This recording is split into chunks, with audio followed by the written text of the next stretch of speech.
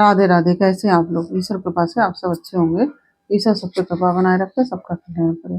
आज हम बताने आ रहे हैं श्रीमद् भगवत गीता का एकादश अध्याय, मतलब कि 11वां अध्याय।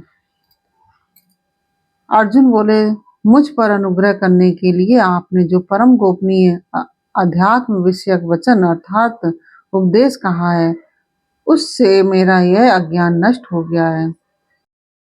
क्योंकि हे कमल नेत्र, मैंने आपसे भूतों की उत्पत्ति और प्रलय विस्तार पूर्वक सुने हैं तथा आपकी अविनाशी महिमा भी सुनी है।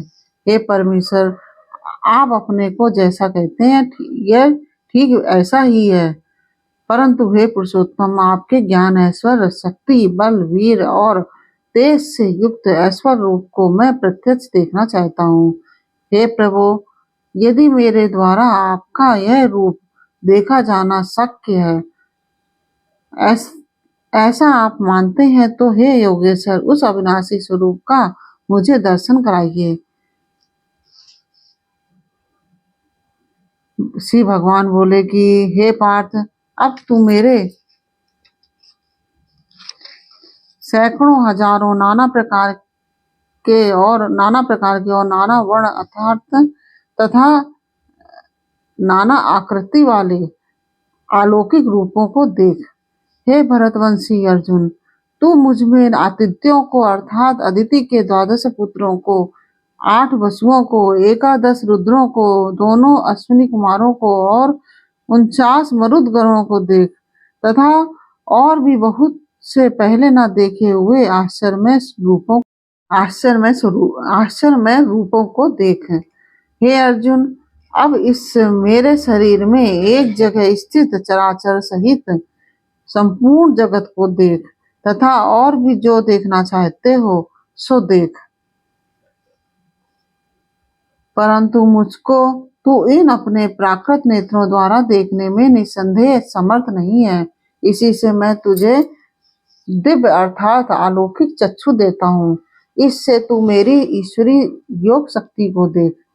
संजय बोले, हे राजन, महायोगेश्वर और सब पापों के नाश करने वाले भगवान ने इस प्रकार कहकर उसके पश्चात अर्जुन को परम ऐश्वर्य युक्त दिव्य स्वरूप दिखलाया।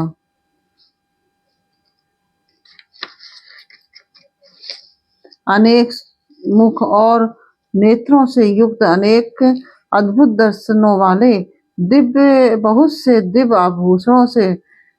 दिव्य भूषणों से युक्त और बहुत से दिव्य शस्त्रों को हाथ में उठाए हुए, दिव्य माला और वस्त्रों को धारण किए हुए और दिव्य गंध का सारे शरीर में लेप किए हुए, सब प्रकार के आश्चर्यों से युक्त सीमा रहित और सब ओर मुख किए हुए विराट स्वरूप परम देव परमेश्वर को अर्जुन ने देखा।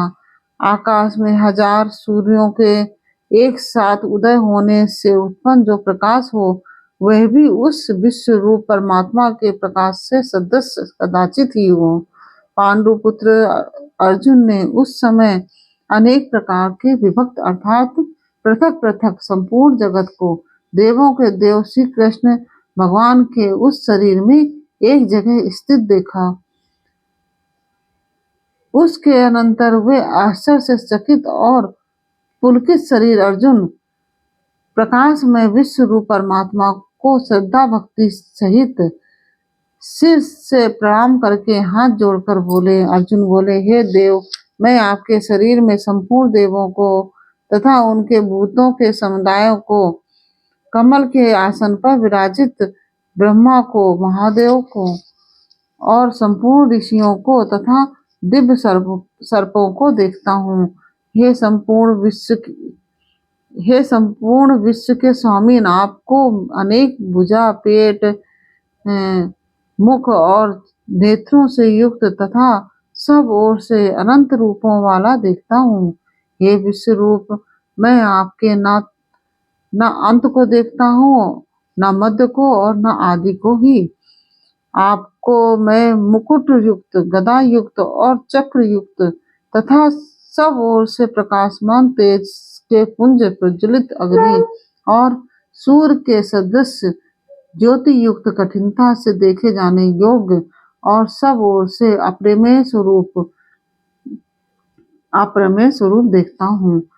साथ ही जानने योग्य परम अक्षर अर्थात परब्रह्म परमात्मा आप ही जानने योग्य परम अक्षर अर्थात परब्रह्म परमात्मा है। आप ही इस जगत के परम आश्चर्य हैं। आप ही अनादि धर्म के रक्षक हैं और आप ही अविनाशी सनातन पुरुष हैं, ऐसा मेरा मत है।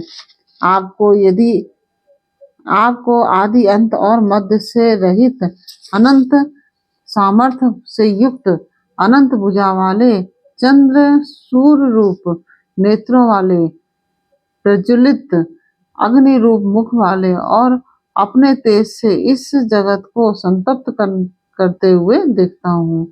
हे महात्मन, यह स्वर्ग और पृथ्वी के बीच का संपूर्ण आकाश तथा सब दिशाएं एक आपसे ही परिपूर्ण है तथा आपके इस अलौकिक और भयंकर रूप को देखकर तीनों लोक अति व्यथा को प्राप्त हो रहे हैं।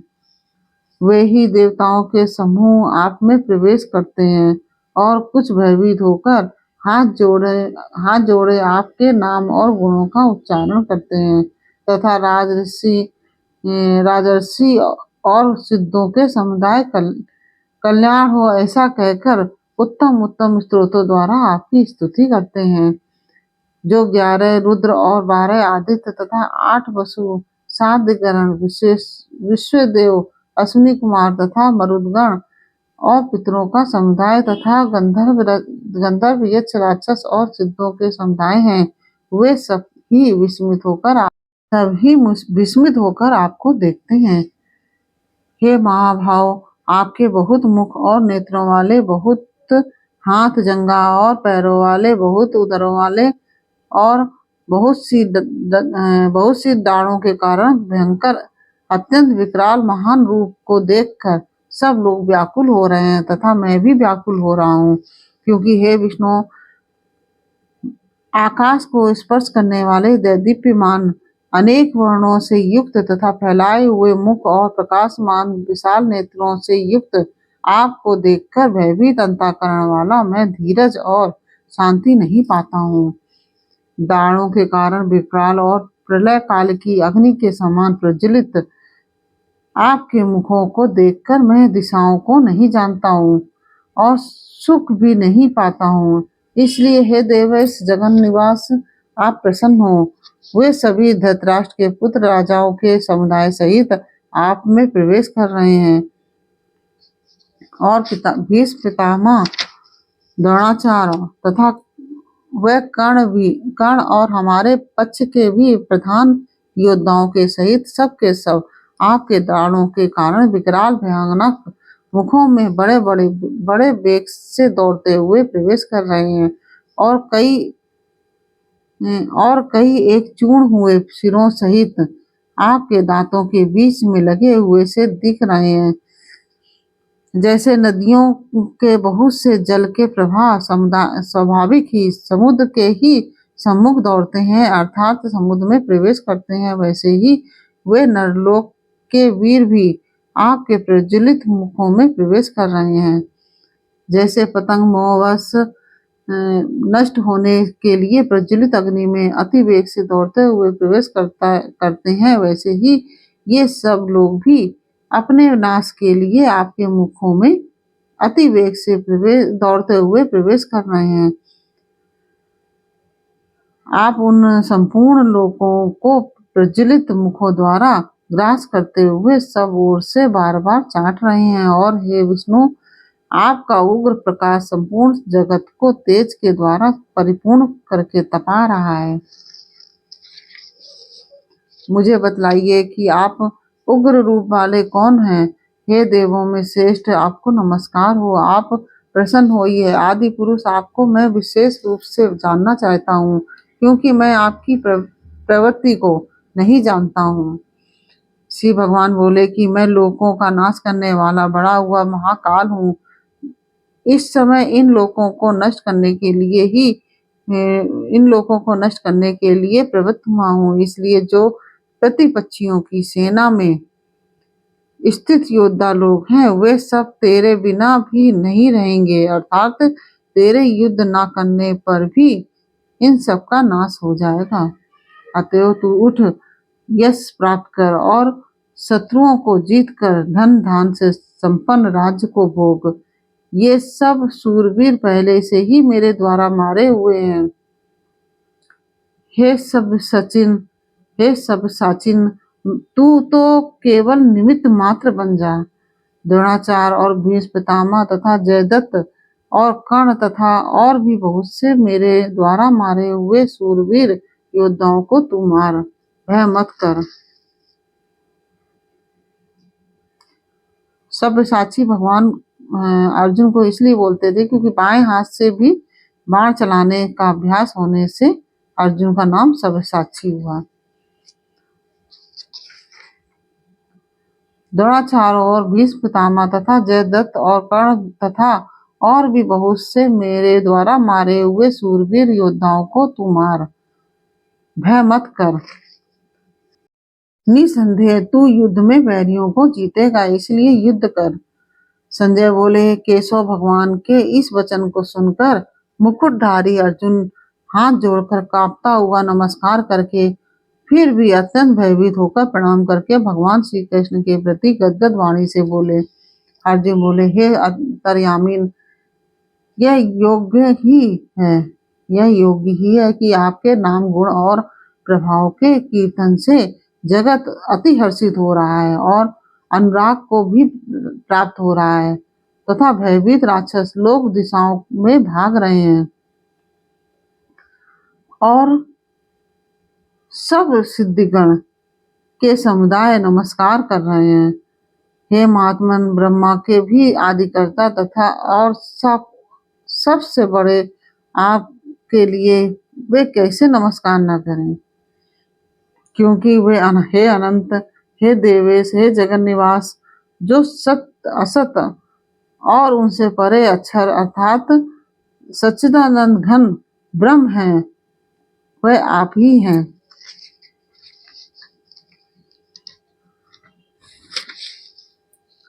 आप आदिदेव और सनातन पुरुष हैं। आप इस जगत के परम आश्रय और जानने वाले तथा जानने योग्य और परम धाम हैं। हे अनंत रूप, आपसे यह सब जगत व्याप्त अर्थात परिपूर्ण है। आप वायु, यमराज, अग्नि, वरुण, चंद्रमा, प्रजा के स्वामी ब्रह्मा और ब्रह्मा के भी पिता हैं। आपके लिए हजारों बार नमस्कार हो। आपके लिए फिर भी बार बार नमस्कार। हे अनंत सामर्थ्य वाले, आपके लिए आगे से और पीछे से भी नमस्कार। हे सर्वात्मन, आपके लिए सब ओर से ही नमस्कार हो, क्योंकि अनंत पराक्रमशाली आप समस्त संसार को व्याप्त किए हुए हैं। इससे आप ही सब रूप हैं। आपके इस प्रभाव को न जानते हुए आप मेरे सखा हैं ऐसा मानकर प्रेम से अथवा प्रमाद से भी मैंने हे कृष्ण, हे यादव, हे सखे, इस प्रकार जो कुछ बिना सोचे समझे हठात कहा है। और हे अच्युत, जो मेरे द्वारा विनोद के लिए विहार, शय्या, आसन और भोजन आदि में अकेले अथवा उन सखाओं के सामने भी अपमानित किए गए हैं, वह सब अपराध अप्रमेय रूप अर्थात अचिंत्य प्रभाव वाले आपसे मैं क्षमा करवाता हूँ। आप इस चराचर जगत के पिता और सबसे बड़े गुरु और अति पूजनीय हैं। हे अनुपम प्रभाव वाले, तीनों लोकों में आपके समान भी दूसरा कोई नहीं है, फिर अधिक कैसे हो सकता है। अतएव हे प्रभु, मैं शरीर को भली भांति चरणों में निवेदित कर प्रणाम करके स्तुति करने योग्य आप ईश्वर को प्रसन्न होने के लिए प्रार्थना करता हूँ। हे देव, पिता जैसे पुत्र के, सखा जैसे सखा के और पिता पति जैसे प्रियतमा पत्नी के अपराध सहन करते हैं, वैसे ही आप भी मेरे अपराध को सहन करने योग्य हैं। मैं पहले न देखे हुए आपके इस आश्चर्यमय रूप को देखकर हर्षित हो रहा हूँ और मेरा मन भय से अति व्याकुल भी हो रहा है। इसलिए आप उस अपने चतुर्भुज विष्णु रूप को ही मुझे दिखलाइए। हे देवेश, हे जगन निवास प्रसन्न होइए। मैं वैसे ही आपको मुकुट धारण किए हुए तथा गदा और चक्र हाथ में लिए हुए देखना चाहता हूँ। इसलिए हे विश्व स्वरूप, हे सहस्त्र भाव, आप आप उसी चतुर्भुज रूप से प्रकट होइए। श्री भगवान बोले कि हे अर्जुन, अनुग्रह रूप पूर्वक मैंने अपनी योग शक्ति के प्रभाव से यह मेरा परम तेजोमय, सबका आदि और सीमा रहित विराट रूप तुझको दिखलाया है और तेरे अतिरिक्त दूसरे किसी ने पहले नहीं देखा था। हे अर्जुन, मनुष्य लोक में इस प्रकार विश्व रूप वाला मैं न वेद और यज्ञों के अध्ययन से, न दान से, न क्रियाओं से और न उग्र तपों से ही तेरे अतिरिक्त दूसरे के द्वारा देखा जा सकता हूँ। मेरे इस प्रकार के इस विकराल रूप को देखकर तुझको व्याकुलता नहीं होनी चाहिए और मोह भाव भी नहीं होना चाहिए। तू भय रहित और प्रीति युक्त मन वाला होकर उसी मेरे इस शंख चक्र गदा पद्म युक्त चतुर्भुज रूप को फिर देख। संजय बोले, वसुदेव भगवान ने अर्जुन के प्रति इस प्रकार कहकर फिर वैसे ही अपने चतुर्भुज रूप को दिखलाया और फिर महात्मा श्री कृष्ण ने सौम्य मूर्ति होकर इस भयभीत अर्जुन को धीरज दिया। अर्जुन बोले, हे जनार्दन, आपके इस अति शांत मनुष्य रूप को देखकर अब मैं स्थिर चित्त हो गया हूँ और अपनी स्वाभाविक स्थिति को प्राप्त हो गया हूँ। श्री भगवान बोले कि मेरा जो चतुर्भुज रूप तुमने देखा है वह सुदुदर्श है, अर्थात इसके दर्शन बड़े ही दुर्लभ हैं। देवता भी सदा इस रूप के दर्शन की आकांक्षा करते रहते हैं। जिस प्रकार तुमने मुझको देखा है, इस प्रकार चतुर्भुज रूप वाला मैं वेदों से, ना तप से, ना दान से और ना यज्ञ से ही देखा जा सकता हूँ, परंतु हे परंतप, अनन्य भक्ति के द्वारा इस प्रकार चतुर्भुज वाला मैं प्रत्यक्ष देखने के लिए, तत्व से जानने के लिए तथा प्रवेश करने के लिए, अर्थात एक ही भाव से प्राप्त होने के लिए भी शक्य हूँ। हे अर्जुन, जो पुरुष केवल मेरे ही लिए संपूर्ण कर्तव्य कर्मों को करने वाला है, मेरे परायण है, मेरा भक्त है, आसक्ति रहित है और संपूर्ण भूत प्राणियों में वैर भाव से रहित है, वह अनन्य भक्ति युक्त पुरुष मुझको ही प्राप्त होता है। इस सर्वत्र भक्ति बुद्धि हो जाने से उस पुरुष का अति अपराध करने वाले में भी वैर भाव नहीं होता है, फिर औरों को तो कहना ही क्या है। इस प्रकार से यह 11वां अध्याय पूर्ण हुआ और यह अध्याय आपको कैसा लगा यह हमें कमेंट बॉक्स में अवश्य बताइए। अच्छा लगा हो तो वीडियो को लाइक शेयर अवश्य कीजिए और कमेंट में राधे राधे अवश्य लिखिए। और यदि आपने हमारे चैनल को सब्सक्राइब नहीं किया है तो प्लीज़ हमारे चैनल को सब्सक्राइब कर लीजिए और बेल आइकन बटन अवश्य दबा दीजिए, जिससे कि सारे आने वाले वीडियोस आपको प्राप्त हो सकें। फिर मिलते हैं आपसे अगले वीडियो में अगले अध्याय के साथ। तब तक के लिए राधे राधे।